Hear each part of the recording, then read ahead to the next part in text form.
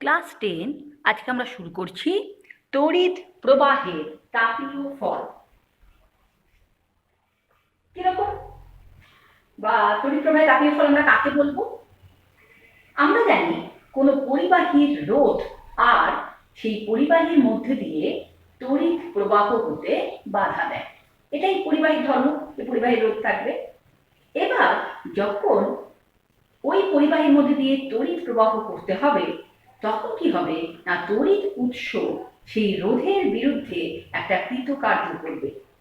প্রকৃতপক্ষে তড়িৎ উৎস কর্তৃক রোধের বিরুদ্ধে পরিবাহীর মধ্যে দিয়ে তড়িৎ প্রবাহ চালনা করার জন্য যে কৃতকার্য করতে হয় সেটাই কি হয় না, তাপে রূপান্তরিত হয়। ফলে কোনো পরিবাহীর মধ্যে দিয়ে কিছুক্ষণ তড়িৎ প্রবাহ চালনা করলেই সেই পরিবাহীটি কি হয়, উত্তপ্ত হয়ে ওঠে, গরম হয়ে যায়। একেই বলা হয় তড়িৎ প্রবাহের তাপীয় ফল। বাস্তব জীবনের উদাহরণ আমরা দেখে থাকি অজস্র। যেমন দেখবে একটা ফ্যান বেশ কিছুক্ষণ চালানোর পর যখন আমরা সুইচ অফ করে ফ্যানটায় হাত দেবো, কি দেখবো না, ফ্যানটা গরম হয়ে গেছে। খেয়াল করে দেখবে বাড়িতে যে ফ্রিজ চলে বা টিভি যদি বেশ কিছুক্ষণ চালানো হয় তাহলে ফ্রিজের পেছন দিকটা বা ফ্রিজের গা, টিভির পেছন দিকটা কি হয়ে যায়, গরম হয়ে যায়।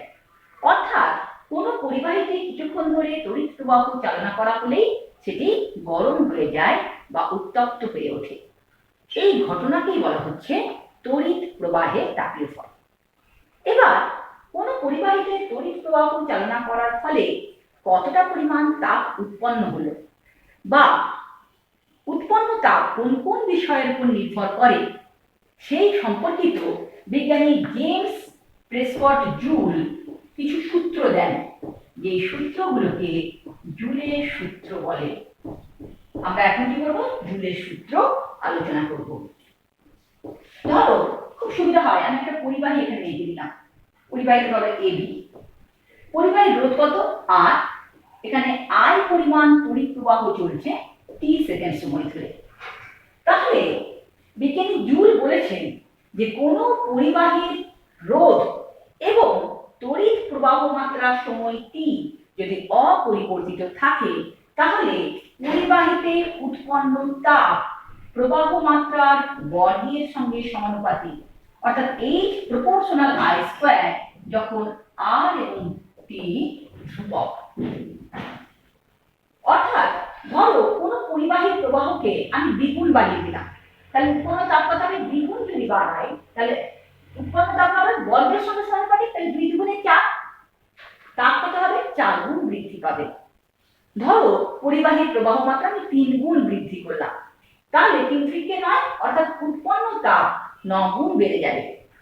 ধরো প্রবাহ মাত্রা আমি 4 গুণ কম করে দিলাম, তাহলে উৎপন্ন তাপ 4 4 16 গুণ কমে যাবে। বোঝা গেছে? নেক্সট 2 নম্বর সূত্র যেটা উনি দিয়েছে সেটা হলো কি, যে কোন পরিবাহীর তড়িৎ প্রবাহ মাত্রা এবং তড়িৎ প্রবাহ মাত্রা সময় যদি অপরিবর্তিত থাকে তাহলে উৎপন্ন তাপ রোধের সঙ্গে সমানুপাতিক, অর্থাৎ H প্রপোর্শনাল I যখন I এবং T কনস্ট্যান্ট থাকছে।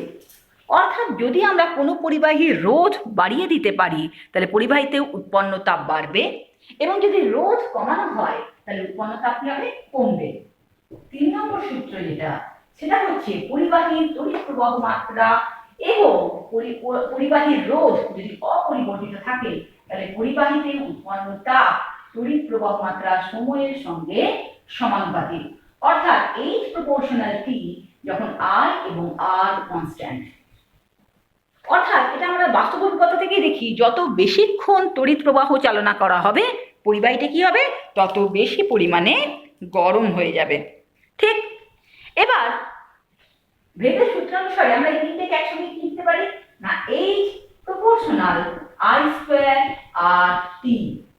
আমরা জানি সমানুপাতিক চিহ্ন থেকে যখনই আমরা একটা সমান চিহ্ন নেব তখনই আমাকে কি করতে হবে, একটা সমানুপাতিক ধ্রুবক দিয়ে গুণ করতে হবে। তাহলে H ইকুয়াল টু হয়ে গেল I স্কয়ার আর T বাই J। এই J কে বলা হয়, J কে বলা হচ্ছে কি না, তাপের যান্ত্রিক তুল্যাঙ্ক। যেকে আমরা কি বলছি না তাপের যান্ত্রিক তুল্যাঙ্ক। ঠিক, এবার তাপের যান্ত্রিক তুল্যাঙ্ক কাকে বলে? তাপের যান্ত্রিক তুল্যাঙ্ক কাকে বলে না এই সমীকরণ থেকেই আমরা পেয়ে যাব, এই সমীকরণটা থেকে কি না যখন I সমান 1, R সমান 1, T সমান 1, তখন H ইজিক্যাল কত 1/J যদি আমরা মানগুলো বসাই, or আমি বলতে পারি J ইজিক্যাল টু 1/H। অর্থাৎ তাপের যান্ত্রিক তুল্যাঙ্ককে আমরা কিভাবে সংজ্ঞায়িত করব না একক রোধ বিশিষ্ট কোন পরিবাহীর মধ্যে দিয়ে 1 একক সময় ধরে 1 একক তড়িৎ প্রবাহ মাত্রা চালনা করলে ওই পরিবাহীতে যে পরিমাণ তাপ উৎপন্ন হয় তার অনন্যকে বলা হচ্ছে তাপের যান্ত্রিক তুল্যাঙ্ক।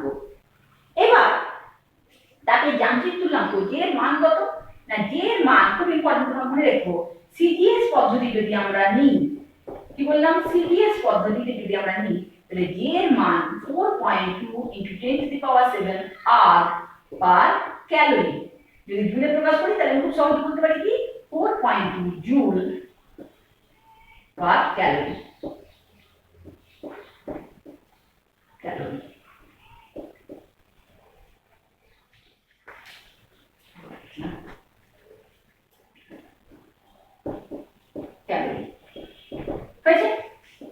অর্থাৎ সিজিএস পদ্ধতিতে উৎপন্ন তাপের পরিমাণ কত হবে? আমি এখানে j এর মানটা বসিয়ে দিয়েছি 1 নম্বর সমীকরণে, তাহলে j এর মান 1 নম্বর সমীকরণে বসিয়ে পাই যে সিজিএস পদ্ধতিতে উৎপন্ন তাপ ইকুয়াল টু Hi²RT/j এর মান কি 4.2 এত ক্যালোরি যদি হয় তাহলে এটা সমান কত হলো 0.24 I²RT এত ক্যালোরি। এই সমীকরণটা মুখস্থ রাখবে।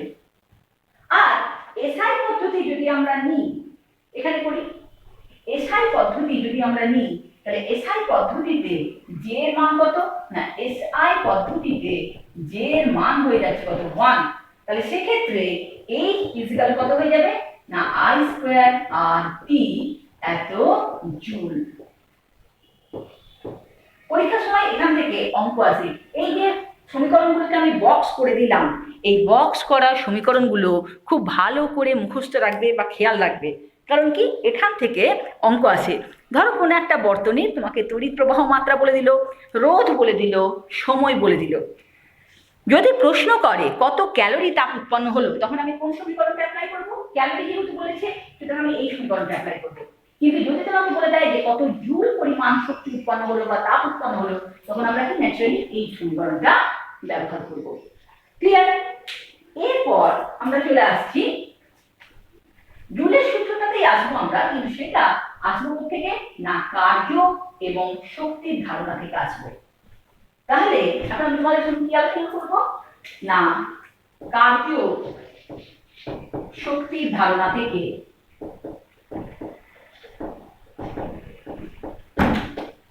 জুলের সূত্র।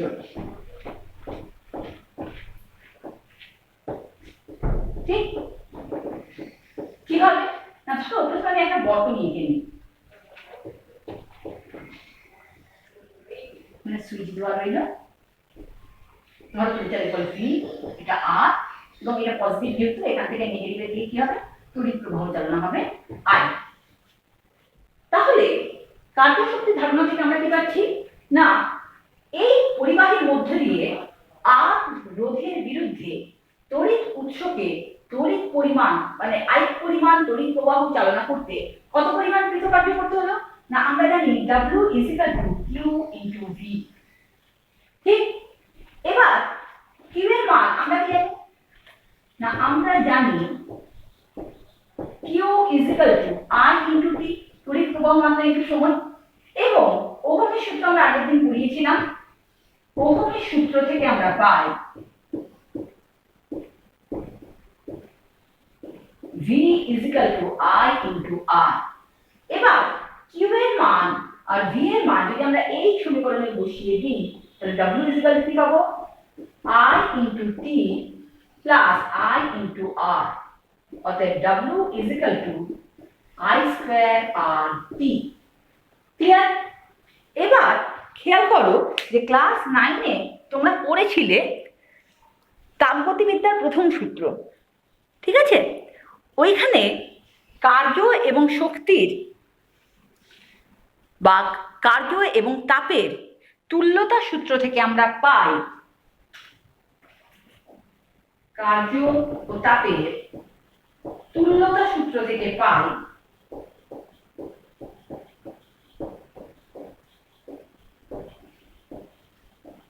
W is equal to JH। Clear? এবার W এর জায়গায় তাহলে আমরা লিখে দিতে পারি JH is equal to I square RT or H is equal to পেলাম কত I square RT by J। দেখো পেলে আমরা দুটোর সূত্র, অর্থাৎ কার্য ও শক্তির তুল্যতা সূত্র থেকেও বা তুল্যতা নীতি থেকেও আমরা কি বলতে পারি, সেই ধারণা থেকেও আমরা জুলের সূত্র পেয়ে যেতে পারি। আমরা কি পেলাম না H is equal to I square RT by J, যেখানে I বর্তনীর তড়িৎ প্রবাহ মাত্রা, R বর্তনীর রোধ এবং T হয়ে যাচ্ছে কি তড়িৎ প্রবাহ মাত্রার সময়। ক্লিয়ার? এবার এই যে আমরা দেখলাম যে কোন একটা বর্তনীতে তড়িৎ প্রবাহ চালনা করার ফলে তাপ উৎপন্ন হয়, এটা আমরা ব্যবহারিক কোন কোন কাজে ব্যবহার করতে পারি না? প্রথমে বললাম, ধরো আমি বলি বৈদ্যুতিক বাল্ব।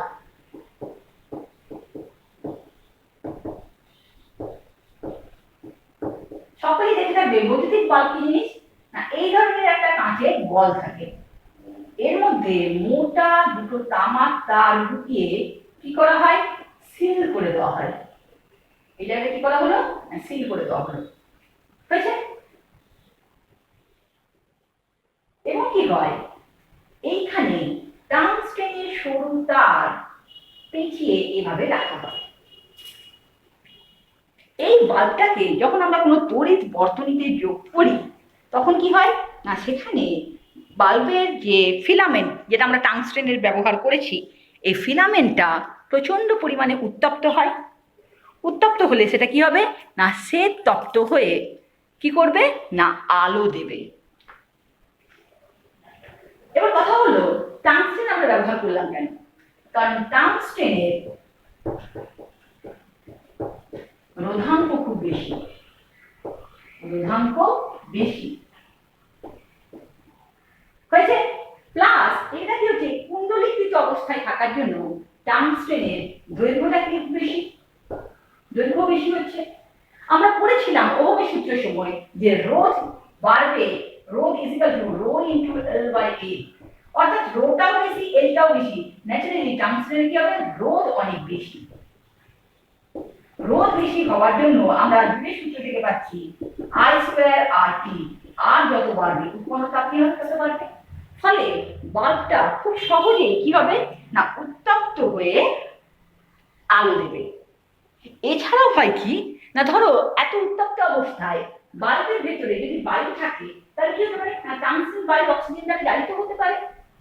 যে কারণে করা হয় কি, যে বাল্বের ভেতরে যে শূন্য স্থান, এখানে কোনো নিষ্ক্রিয় গ্যাস ভরে দেওয়া হয় অথবা নাইট্রোজেন গ্যাস ভরা হয়, যাতে কি হয় না, উচ্চ তাপমাত্রায় টাংস্টেন কখনোই বায়ু অক্সিজেন দ্বারা জারিত না হতে পারে। বর্তমানে অবশ্য টাংস্টেনের বদলে উলফ্রেমাইট বলে এক ধরনের সংকর ধাতু ব্যবহার করা হয়। এটা কিসের কিসের মিশ্রণ, আর টাংস্টেন থাকে এর মধ্যে, আর থাকে লোহা প্লাস থাকে ম্যাঙ্গানিজ। ঠিক এরপর আমরা চলে আসছি বৈদ্যুতিক হিটার। বৈদ্যুতিক হিটার এটাও তোমরা দেখে থাকো, আমরা কি করি, রান্না করার কাজে অনেক সময় বৈদ্যুতিক হিটার ব্যবহার করা হয়। বৈদ্যুতিক হিটার কি হয় না, আসলে ফায়ার প্লে নির্মিত এই ধরনের একটা গোল খাঁজ কাটা চাকতি থাকে, হলো এর দুটো প্রান্ত এখানে বার করা থাকে। এখানে করা হয় কি, নাইক্রোম বলে একটা তার নেওয়া হয়। এই নাইক্রোম তারকে হিটারের তার কিনতে পাওয়া যায় ছোট্ট একটা বাক্সে, এরকম কুণ্ডলী কুণ্ডলীকৃত সেটা করাই থাকে। কুণ্ডলীকৃত করার জন্য কি হয় না, তার দৈর্ঘ্যটা অনেক বেশি হয়। এবার এটাকে তুমি প্রসারিত করে কি হয়, এই খাঁজে খাঁজে বসিয়ে দেওয়া হয় নাইট্রনের তার, এবং এই দুটো প্রান্তকে আমরা কি করি না প্লাগের মাধ্যমে তড়িৎ বর্তনীর সঙ্গে যুক্ত করি। ফলে এর মধ্যে দিয়ে যখনই তড়িৎ প্রবাহ হবে, এখানে কি হয়, প্রচুর পরিমাণে তাপ উৎপন্ন হয়। উৎপন্ন তাপ আমরা রান্নার কাজে ব্যবহার করি, বৈদ্যুতিক হিটার যে কারণে আমরা নিচ্ছি। এবার এখানে একটা প্রশ্ন আসে যে বৈদ্যুতিক হিটারে নাইট্রন কেন ব্যবহার করা হয়। তাহলে আগে আমাকে প্রথমেই বলতে হয় যে নাইট্রন কি না, নাইট্রন হলো একটা সংকর ধাতু। কোন কোন ধাতু থেকে বলে, নিকেল, ক্রোমিয়াম এবং আয়রন, এই তিনটে মিশ্রিত একটা সংকর ধাতু হলো নাইট্রন। নাইট্রনের বিশেষত্ব কি না, নাইট্রনের রোধাঙ্ক খুব বেশি বা রোধ খুব বেশি, উচ্চ রোধ বিশিষ্টতা নাইট্রন। 2 নম্বর, এর গলনাঙ্ক খুব বেশি। গলনাঙ্ক বেশি হওয়ার সুবিধা কি না, অতি উচ্চ তাপমাত্রায় নাইট্রন তার গলে যায় না, কারণ গলে গেলে কি হবে, তাপটা কেটে যাবে, বর্তনী বিচ্ছিন্ন হয়ে যাবে, তড়িৎ প্রবাহ বন্ধ হয়ে যাবে। তো সুতরাং আমাকে এমন একটা পদার্থ নিতে হবে যেটার গলনাঙ্ক খুব বেশি। তো নাইট্রনের সুবিধা কি না, রোধ বেশি, ফলে উৎপন্ন তাপ খুব বেশি হয়, এবং 2 নম্বর হচ্ছে গলনাঙ্ক বেশি। ন্যাচারালি কি হয়, এটা উচ্চ তাপমাত্রাতে গলে যায় না। এবং 3 নম্বর সুবিধা কি, এত উচ্চ তাপমাত্রাতেও এটা খুব সহজে বায়ু অক্সিজেন দ্বারা জারিত হয় না, বায়ু অক্সিজেন দ্বারা জারিত হয় না।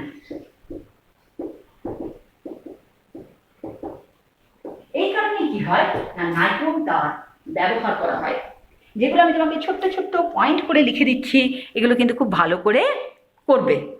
নেক্সট আমরা যেটা পড়াবো সেটা হয়ে যাচ্ছে কি না, ইলেকট্রিক ইস্ত্রি।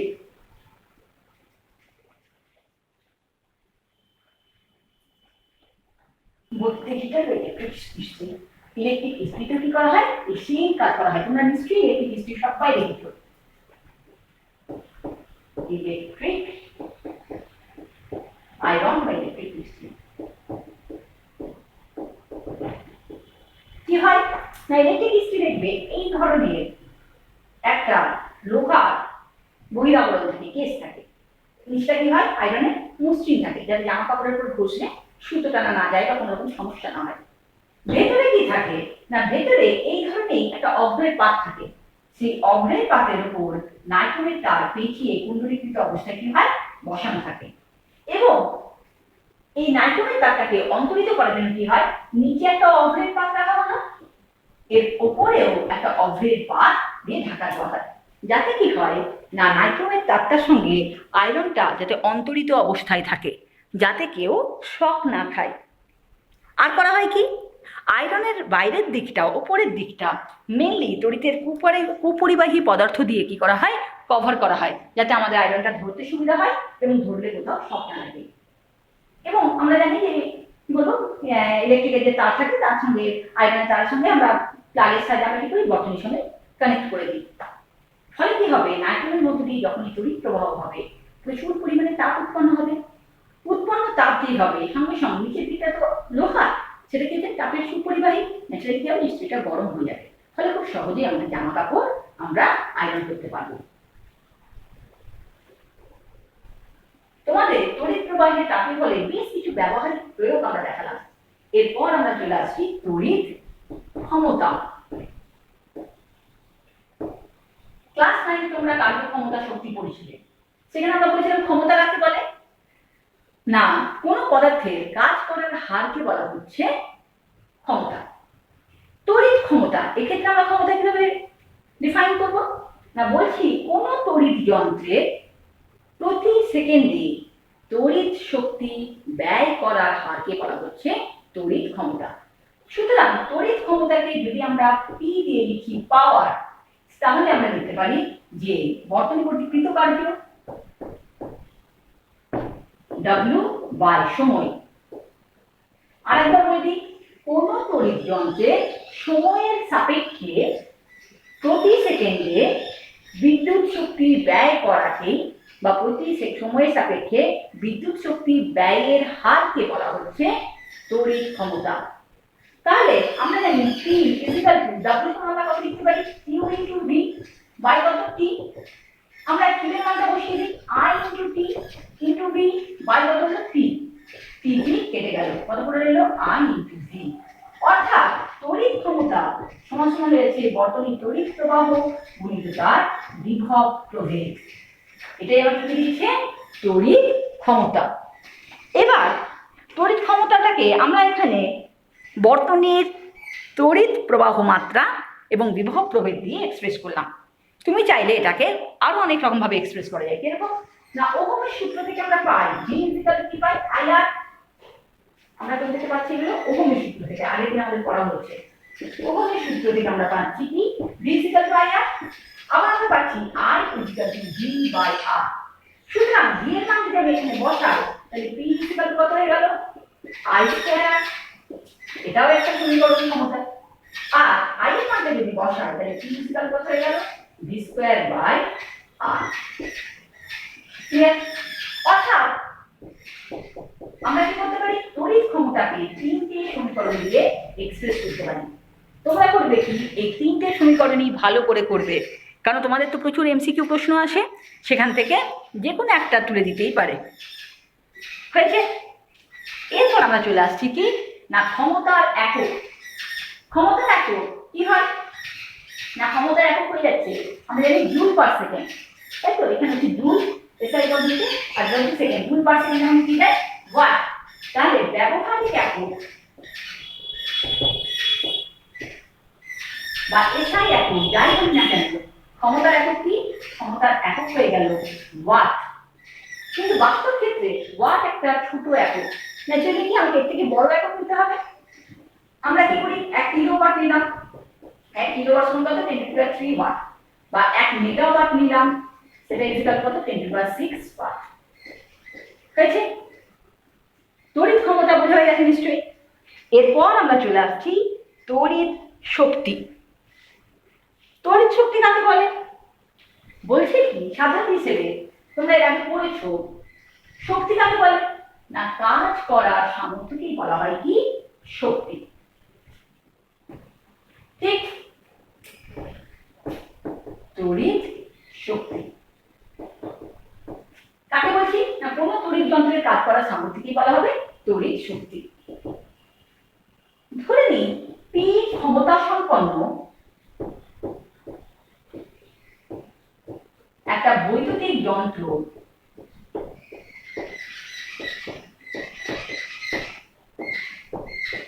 কি সময় ধরে চলে, তাহলে তড়িৎ শক্তি কত হবে না তড়িৎ শক্তি ইকুয়াল হয়ে যাচ্ছে টি ইনটু টি, তাই না?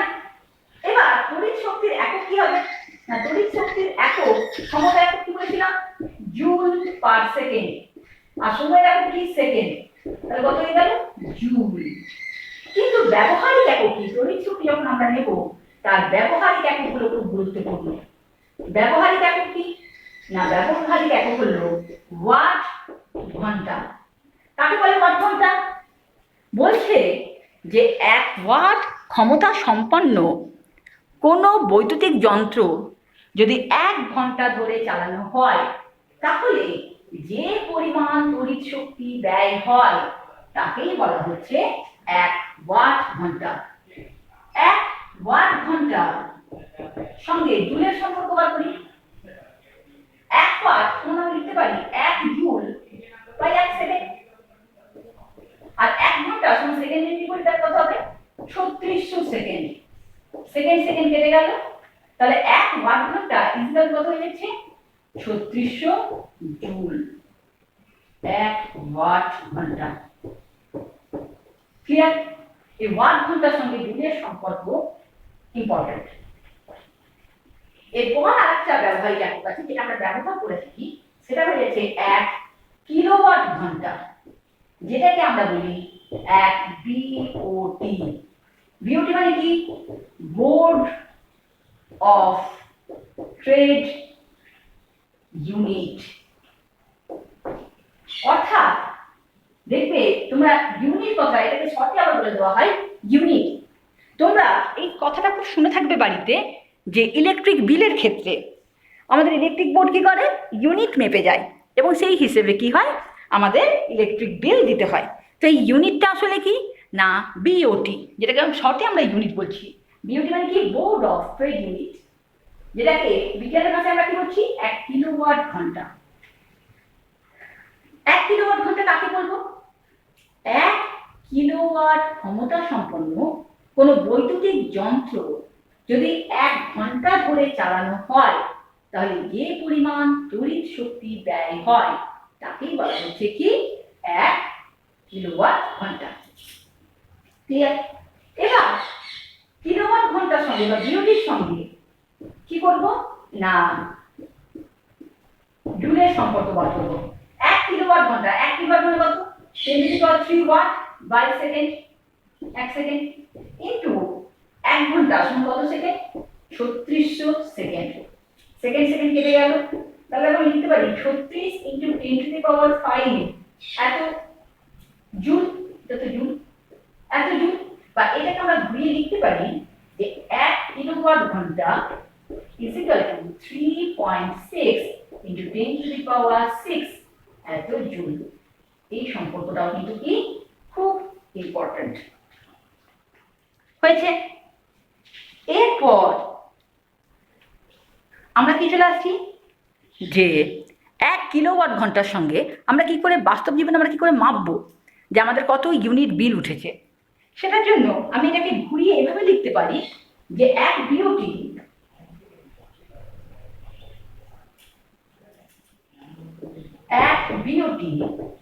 মানে কত ইউনিট হচ্ছে সেটা ইজিক্যাল আমরা লিখতে পারি যে 1 ওয়াট ঘন্টা বাই 1000। অতএব আমরা কি করতে পারি ওয়াট ঘন্টা বাই 1000। এবার ওয়াটটাকে আমরা কি করেছিলাম, আমরা আগেই পেয়েছিলাম ওয়াট ইজিক্যাল টু, আমরা পেয়েছিলাম P equal to I into V. তাহলে ওয়াট ইজিক্যাল টু কি ছিল অ্যাম্পিয়ার ইনটু ভোল্ট। তাহলে 1 বিওটি আমরা লিখতে পারি যে অ্যাম্পিয়ার ইনটু ভোল্ট ইনটু ঘন্টা বাই কত 1000। এই প্রত্যেকটা সম্পর্ক যেগুলো আমরা বক্স করে করে দেখাচ্ছি এই সম্পর্কগুলো কিন্তু খুব ইম্পর্টেন্ট। দিতে পারো, কোনো অসুবিধা নেই। এই সম্পর্কগুলো কিন্তু খুব ভালো করে জানবে। এবার আমি একটা ছোট্ট অঙ্ক দেখিয়ে দিই। ঠিক অঙ্ক দেখালে এই জিনিসটা তোমাদের সম্পর্কে আরো ধারণা হবে। ধরো আমি একটা বাড়িতে বললাম যে 4টে 40 ওয়াটের বাল্ব আছে। কি বলছি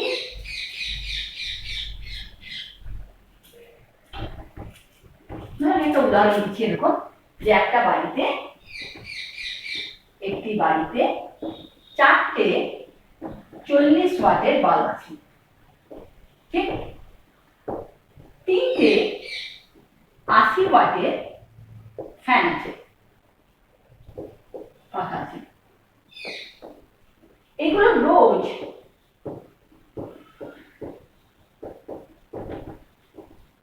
7 ঘন্টা করে চলে। তাহলে 30 দিনে কত বিল হবে, কত ইউনিট উঠবে, কত ইউনিট তড়িৎ শক্তি ব্যয় হলো, ইউনিট তড়িৎ শক্তি ব্যয় হলো। বা ইলেকট্রিক বিল কত হবে, ইলেকট্রিক বিল কত হবে। সাপোজ এটা খুব সহজ উদাহরণ দিলাম। তাহলে আমি দেখবো যে কত আমার তড়িৎ ক্ষমতা ব্যয় হয়েছে। তাহলে ব্যবহৃত তড়িৎ ক্ষমতা কি হবে, 4টে বাল্ব হয়েছে 40 ওয়াটের। তাহলে আমরা কত বাল্ব হচ্ছে 4 × 40 বাল্বের জন্য। আর 3টে আছে 80 ওয়াটের বাল্ব, তাহলে কত হচ্ছে 3 × 80। এটা হলো কি আমার ব্যবহৃত, যদি আমি বাল্ব বা পাখা চালাই তার জন্য আমার ব্যবহৃত তড়িৎ শক্তি কত হচ্ছে, তড়িৎ ক্ষমতা সেটা হচ্ছে 4 × 16 160, 3 × 24 এত ওয়াট ইজিক্যাল হয়ে যাচ্ছে কত 0 4 0 400 ওয়াট আমার তড়িৎ ক্ষমতা ব্যবহৃত হচ্ছে। এবার হচ্ছে প্রত্যেক দিন সেটা 7 ঘন্টা করে চলে। তাহলে প্রত্যেক দিন কত ইউনিট ওঠে, প্রত্যেক দিন ব্যবহৃত ইউনিট কত না প্রত্যেক দিন 7 ঘন্টা করে যাবে। আমরা কি জানি ওয়াট ইন্টু ঘন্টা বাই 1000, সেটা আমাকে কি দিয়ে দিচ্ছে ইউনিট দিচ্ছে। তার সাথে 28 মানে এটা 2.8 ইউনিট রোজ। তাহলে 30 দিনে ব্যবহৃত ইউনিট কত না 2.8 ইন্টু 30, একদিনে যদি 2.8 ইউনিট হয় তাহলে 30 দিনে কত হবে? এটা একটু গুণ হয়ে যাচ্ছে 3 দিয়ে, 3 আর 24 4 হাতে 2, 3 গুণে 6 আর 2 8, এত ইউনিট। এবার কি ইলেকট্রিক বিল কত? ইলেকট্রিক বিল কত হবে? ইলেকট্রিক বিল হয়ে যাবে কত না, ধরো 1 ইউনিটের দাম যদি আমি ধরে নিলাম 8 টাকা, তাহলে 84 ইন্টু 8 এত টাকা, এত টাকা। তাহলে কত টাকা হচ্ছে দেখে না, 4 আছে 32 এর 2, তাহলে 3, 8 আছে 64, 64 আর 3 67 টাকা। ঠিক এই ধরনের অঙ্ক তোমার পরীক্ষায় আসবে। আশা করছি অঙ্কটা তুমি বুঝেছো। কিছুই না, আমরা রোজ কত পরিমাণ আমার কত ওয়াটের কত ফ্যান আছে, কত বাল্ব আছে, সেটা আমরা দেখে নেব। তাহলে প্রথম যেটা আমরা করব, যে ব্যবহৃত তড়িৎ ক্ষমতা কত সেটা আমরা বার করে নিলাম। তারপর একদিনে কত ইউনিট খরচ হয় সেটা আমরা করব ওয়াট ঘন্টা বাই 1000, যেটা আমরা জাস্ট আগেরটাতেই দেখালাম তোমাকে।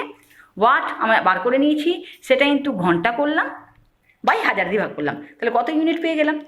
একদিনে যদি এত ইউনিট তড়িৎ শক্তি ব্যয় হয় তাহলে 30 দিনে কত হবে আমরা বার করতে পারবো, 30 দিয়ে গুণ। ন্যাচারালি ইলেকট্রিক বিলের যদি পার ইউনিট কত টাকা নেয় সেটা যদি আমার জানা থাকে তাহলে আমরা কি করতে পারবো, ইলেকট্রিক বিল বার করে নিতে পারবো। এরপর আমরা চলে আসছি রেটিং এর ব্যাপারে। এখন দেখবে যখন কেউ কোনো জিনিস কিনতে যাও, সেখানে একটা সেটা বিদ্যুতের জন্য কতটা সাশ্রয়ী বা কতটা শক্তি খরচ করে, কত ওয়াটে জ্বলবে, এগুলো সব লেখা থাকে। দেখবে তুমি যদি এখন যে কোনো ইলেকট্রিক যন্ত্র, ঠিক আছে,